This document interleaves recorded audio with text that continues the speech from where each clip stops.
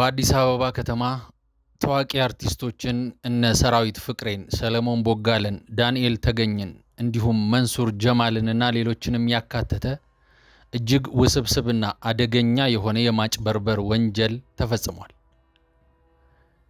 ይህንን የወንጀልና የማጭበርበር ዘገባ እነሆ። የፊንቴክ ኢንቨስትመንት ድርጅትን ባልተገባና በተጋነነ መልኩ አስተዋውቀዋል፣ እንዲሁም በህገወጥ መንገድ ከተሰበሰበው ገንዘብ ተጋሪ በመሆን ተጠርጥረዋል የተባሉ ታዋቂ ግለሰቦችና የማስታወቂያ ባለሙያዎች በቁጥጥር ስር ውሎ ፍርድ ቤት ማቅረቡን የፌዴራል ፖሊስ አስታውቋል።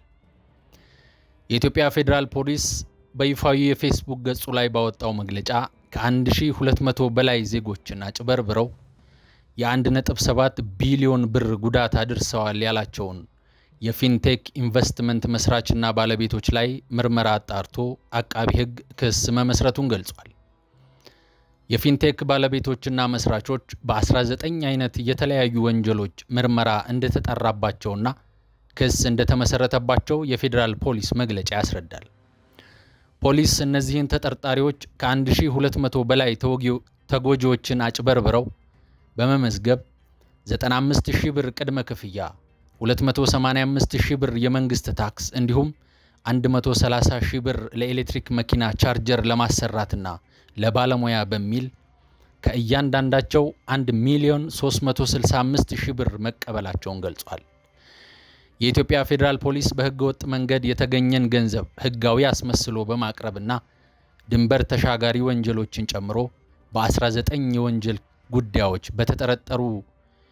ተጠርጥረዋል ባላቸው የፊንቴክ ኢንቨስትመንት ድርጅት መስራቾችና ባለቤቶች ላይ ክስ መስርቷል።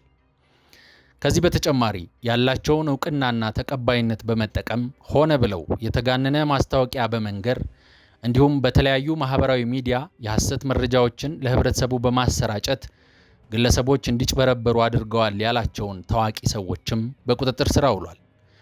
ፖሊስ በቁጥጥር ስር የሚገኙ ታዋቂ ግለሰቦቹ እና የማስታወቂያ ባለሙያዎቹ በህገወጥ መንገድ ከተገኘው ገንዘብ አሁን ባለው የገበያ ዋጋ 8 ሚሊዮን ብር የሚያወጣ BYD ሶንግ ፕላስ የመኪና ስጦታ መቀበላቸውን ገልጿል።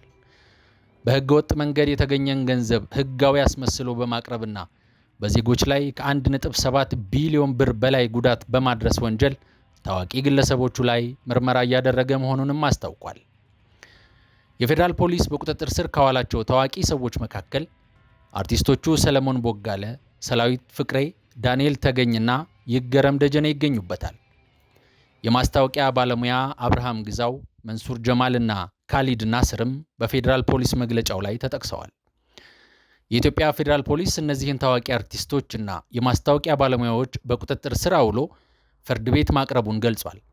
እስከ መጋቢት 30 ቀን 2018 ዓ.ም ተጨማሪ ምርመራ እንዲደረግ በፍርድ ቤት እንደተፈቀደለትም ገልጿል። ፊንቴክ ኢንቨስትመንት የግል ድርጅት መስራችና ባለቤቶች የሆኑት ዳንኤል ዮሐንስ ኢየሱስና ግርማይ ገብረ ሚካኤል ደህደጎ መጀመሪያ ክስ ላይ የተመሰረተው በአዲስ አበባ ፖሊስ ጠቅላይ መምሪያ እንደነበር ተገልጿል።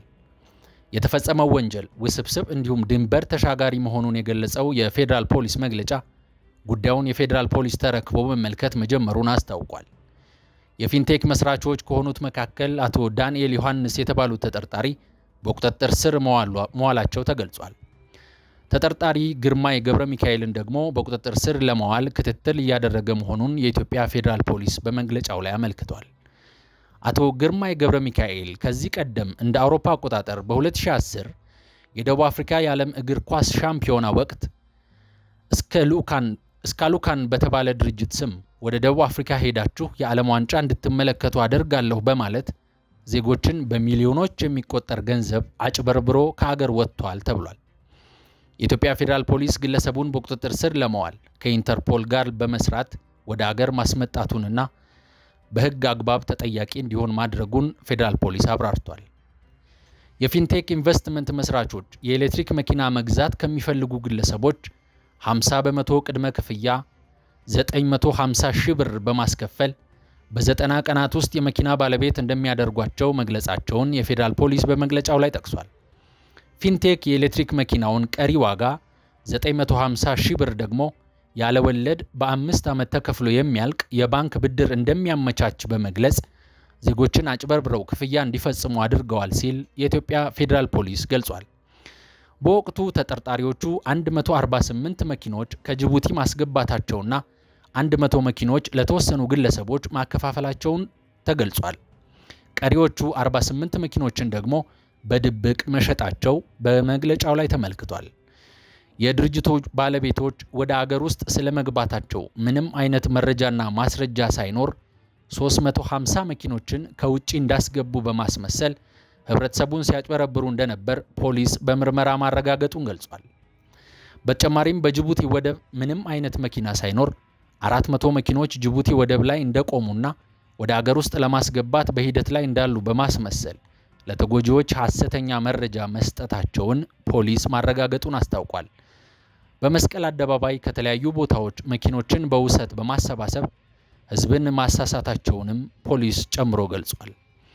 የኤሌክትሪክ መኪና አምራች ከሆነው BYD ከተባለ የቻይና ካምፓኒ ጋር ምንም አይነት ውል ሳይኖራቸው ውል እንዳላቸው አድርገው የማጭበርበር ወንጀል ፈጽመዋል ያለው ፖሊስ ጅቡቲ አልፋቲዞ በሚል ስም ባቋቋሙት ድርጅት የ336 መኪኖች 90% ቀሪ ክፍያ አለመፈጸማቸውንም አብራርቷል።